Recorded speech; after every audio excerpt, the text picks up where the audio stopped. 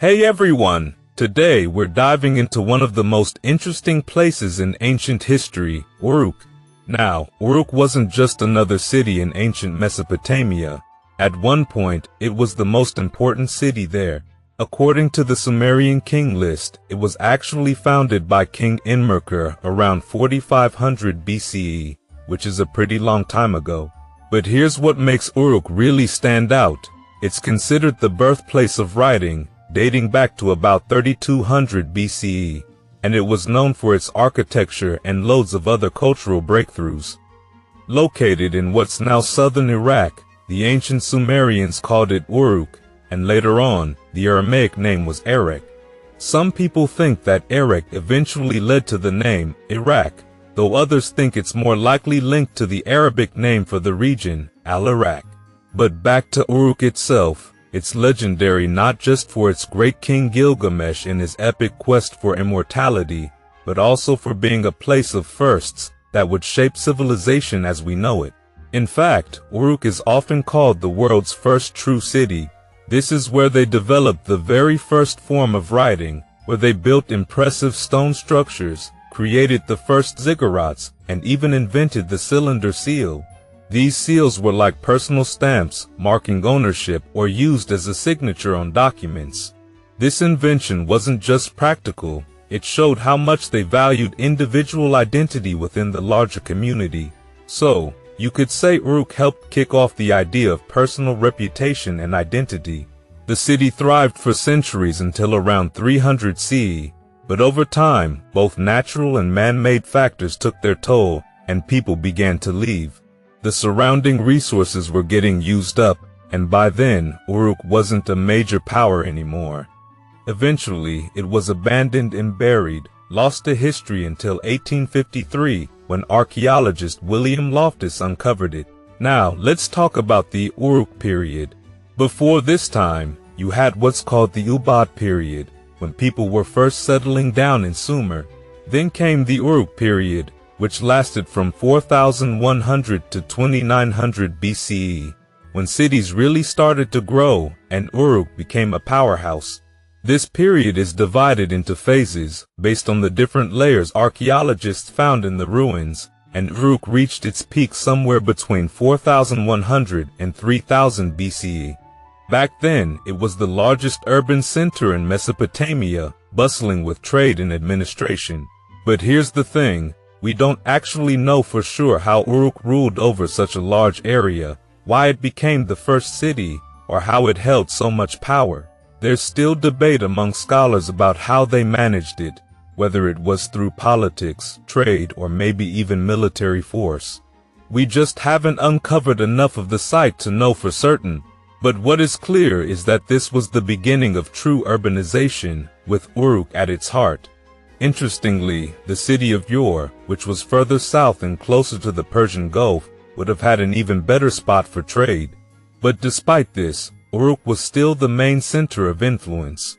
Artifacts from Uruk show up almost everywhere, not just in Mesopotamia but as far as Egypt. One of the best examples of Uruk's cultural influence is this simple, mass-produced item called the beveled rim bowl.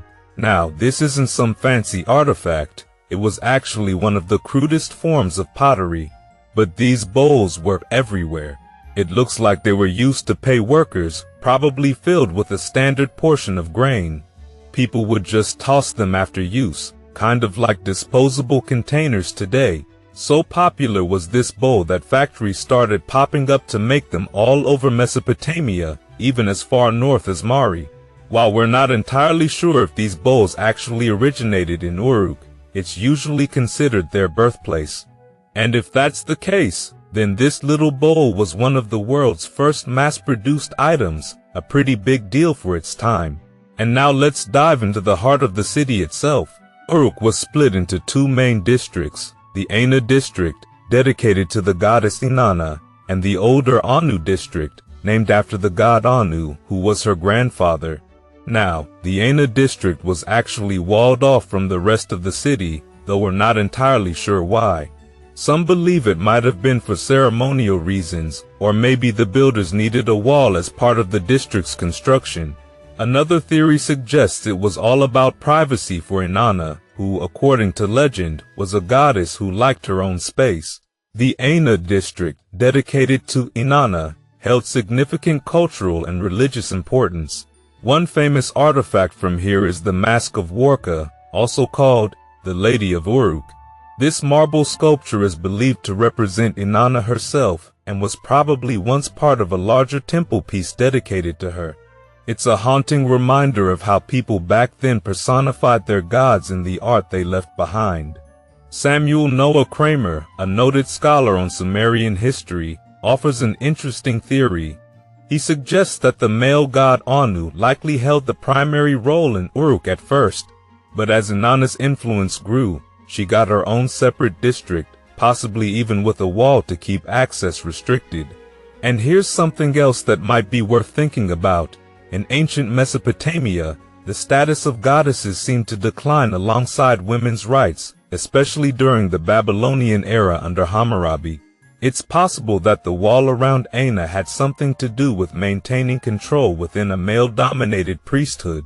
It's a theory, but so much of Uruk's story is still a mystery. Now, Inanna's role wasn't just symbolic. She plays a huge part in Uruk's mythological history, especially in the famous story of how she stole the May from her father, Enki, at the sacred city of Eridu. These May were considered divine decrees or fundamental principles that shaped Sumerian civilization. By bringing these May to Uruk, she essentially transferred divine favor and influence from Eridu to Uruk. This story explained why Uruk rose to power while Eridu began to fade, marking a shift from the more rural traditional life symbolized by Eridu to the dynamic, urban life that Uruk represented. Fast forward a bit to the early dynastic period, and even though Uruk had lost some of its earlier dominance, it was still a major center of power.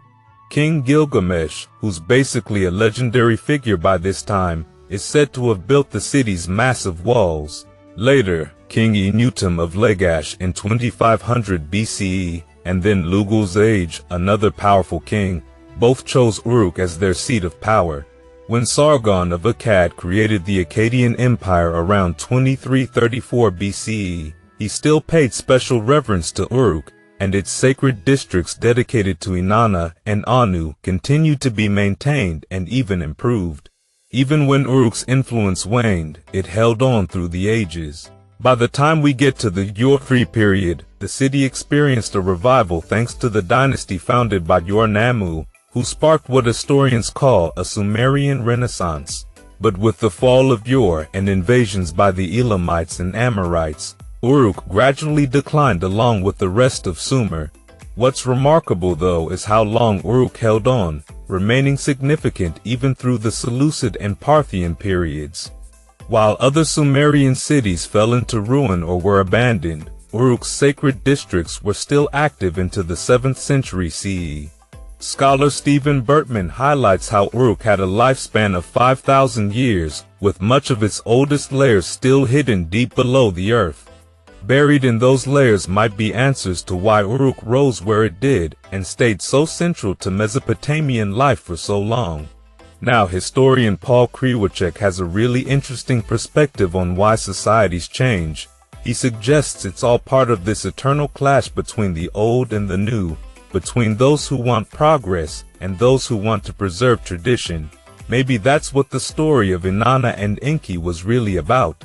It symbolized how the old ways of rural life had to give way to something new, the urban way of life that Uruk represented. It had to start somewhere, and that somewhere was Uruk.